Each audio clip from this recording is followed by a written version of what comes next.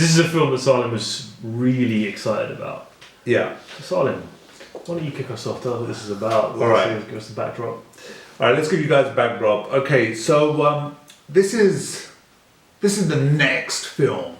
This is the number 2 after the original, which is Welcome. We've got Welcome Back, which tells the story of Anil Kapoor and Anil Patekar, gangsters, straightened up their life and are thrown into a situation where they come across one of their new sisters. And they've got to get their sister married off, but they're not sure who she should get married to. But they have a friend, a close friend, who's in Welcome. And what they decide to do is meet up with him and decide to get their sister, married to their friend's son, who in Mumbai is a big-time gangster. Big-time gangster. Obviously, Anil Kapoor and Anil Patekar don't know this, and the story sort of moves from there, and it just gets more and more crazy. Okay, we don't want to ruin it for you guys, so that was a quick, brief overview of Welcome Back. The normal love sort of story, yeah, we get it. Okay, now, I was laughing in the cinema, but you were very quiet. Because it wasn't that funny. Sure, yeah. Now, some of it you may say like language, whatever, but some of it was like just silly stuff, like stupid long kicks and dumb stuff. Like there are moments of it. Yeah. And Anil Kapoor and Anil Patekar are very, very good, right? They're charismatic. They have tons of screen presence. They are brilliant. But then when they have to come on scene and in the same scene as 2 planks of wood, one that's coloured in, is blowing in the wind, called Shruti Hassan, right. and the other one who's basically a big block of wood with a couple of branches either side, called John Abraham. Right, okay. It breaks down for me. Yeah, this is the thing. We've got 2 amazing, skillful actors on scene. When it starts up, they're pretty good. We're going with it. Ravi's enjoying it. Seems like I'm enjoying it. But the moment they throw in Shruti Hassan and John Abraham, it kind of takes a turning for the worse for us.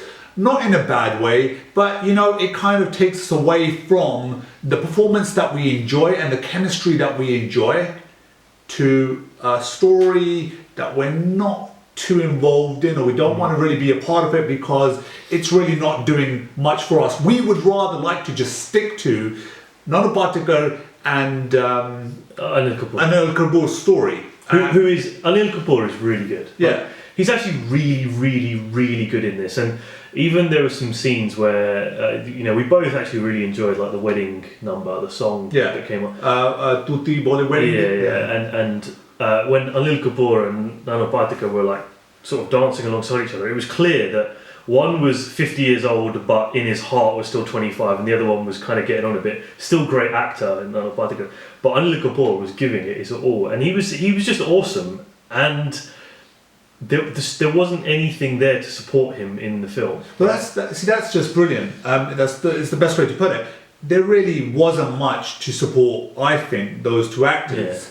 Yeah. And it just kind of drifts and it just keeps them going. And you're accepting it because it's just one of those movies. The question is one of those movies good enough for you guys? For us, it was okay. If we're honest with you, for me, it was okay. With the humour side of things, it was one of those, there wasn't no laugh out loud moments. There was like small little giggles here and there, small little jokes here and there, but there wasn't no moments that, I didn't hear you laugh hardly in some. No, there was 1 or 2 moments, but there was no big laughs. And I don't know if it was, maybe it's me, guys, maybe it's me, maybe I'm just, I don't know, maybe I just wasn't turned on by the humour, but I didn't find it particularly clever or particularly witty, and it was like small moments where you're chuckling because you kind of know what the joke is and you expect it. And the thing is, Shruti Hassan and John Abraham are actually kind of central to the whole film. after they're both introduced, they both pretty much get as much screen time as the other two. Yeah.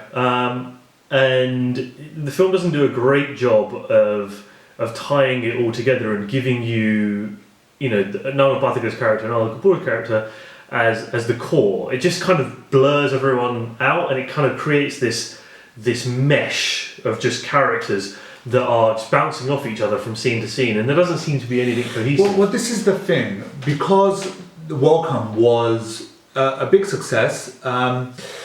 The humour in that, the sort of drive of that film keeps you engaged all the way through, and it just felt like something, not quite sure what it was, something from the first one was missing in this. Do you think it was Akshay Kumar? You know what? It might well be. It might well be. I think with the first one, the chemistry between all four of the characters, were Akshay Kumar and Katrina Kaif, and obviously Nana Patekar and Anil Kapoor, it just worked perfectly as far as I'm concerned.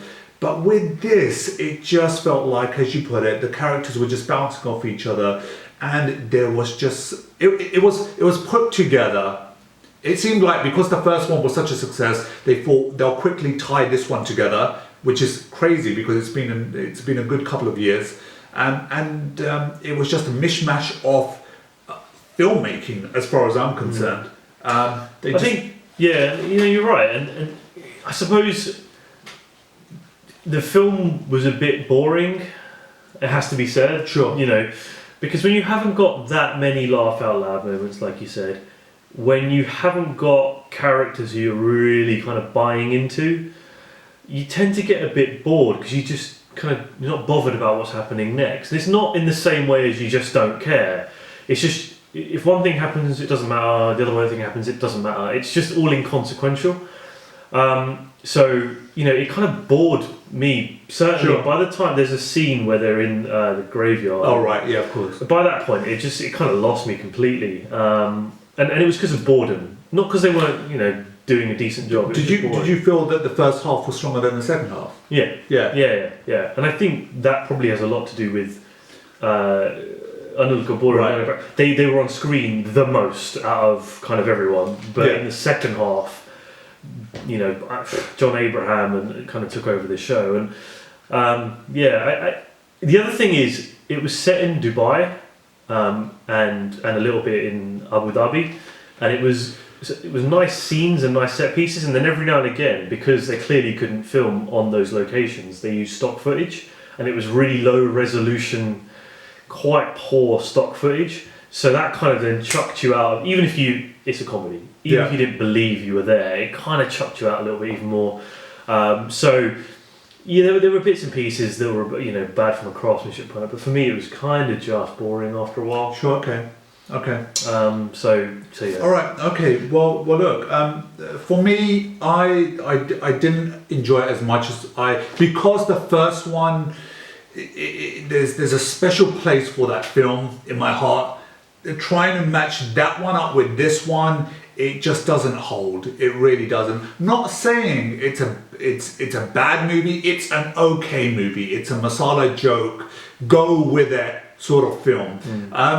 And sorry. Yeah. Well, I was just going to say, I suppose, guys, we're giving you our opinion here, right? So some of you will agree, some of you will disagree, but the audience that we were sitting with were also kind of split. There was a group that was quite, they were laughing, they were joking, they were getting involved, and there were quite a lot of silent people as well. So I think it's one of those films that you're either completely into it, or you kind of just, it's passing you by. For me, it kind of just passed me by.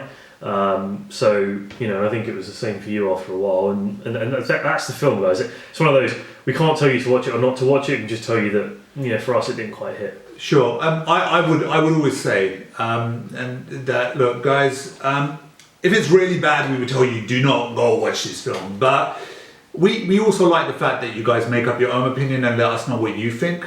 And we love reading your comments. Even if you disagree with us, it's fine. We have no problem with that. But roundup, I mean, what do you say? Proves that some of the Bollywood legends have still got it, because Anil Kapoor and Nana Patekar still got it, and even on the items they were like really, really enthusiastic, fired up into it, and they were cool. Proves that some of the new generation probably aren't going to be around as legends in John Abraham and Shruti Hassan. Do you feel it had more to do with the directing? Was it Anis Bazmi? Yeah. Do you reckon it had more to do with? I don't know. I think sometimes it seems like one of those films you kind of given them the canvas as a director. You said, "Here's the canvas. I'm going to shoot this. You have a script. Act. Go." And that's why there was such a big gulf, right? There was the good ones were great, and the bad ones were bad. And the director maybe can try and boost one side up and bring one side down, but ultimately your acting is your acting. And I think, the director did what the director was supposed to do. Nice scenes, nice colours, nice picturesque framing. All of that stuff was great.